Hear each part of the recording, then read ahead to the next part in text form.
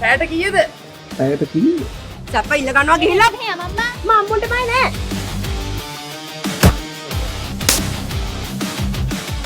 එතන මොනවද බං ඔය දැහැමි කරන්නේ? Business consultation. නැට්ටට කිරිවරන වාරයක් ගන්න ගෑනට කිරිවරුන් නෑ නංගි.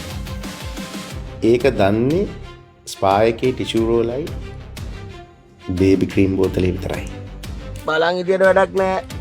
සල්ලි දුන්නොත් මල්ලිට සැප දෙන්න පුළුවන්. මොකද අද අමාරුද? හය නමට ඔය වගේ උන් එක්ක යන කතා කරන්න එපා. ඒව තමයි ඔය තමුසේ පිළිත් පැන්න ඉක්ුණා නෙවෙයිනේ.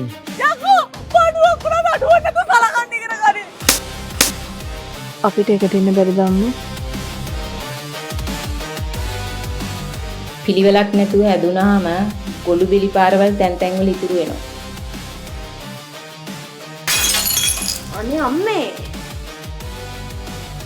අයියේ අපි දෙන්නට නයිට් එකකින් රූම් එකක් ගන්න පුළුවන් නේද? යකෝ එසේ මේ චිත්‍රපටය නෙමෙයි අතුලේ යන්නේ. පිටිකි බඩු ගන්නේ. ඔයාලා මොනවද දරුවෝ ආදරේ ගැන දන්නේ? මට ආදරේ කරොත් මම නේ නීති වලට යටත් වෙලා ඉන්නම්. එහෙම නැතු වෙන එකෙක් ගාව ඇලවෙන්නයි උඹ ගාව උඹේ නීති වලට යටත් වෙන්නේ මන් ලෑස්ති නෑ සනෝජ්. මට ඕනේ එකපාරක් කියන්නේ දෙන්නෙක් එක්ක බුදියන්න.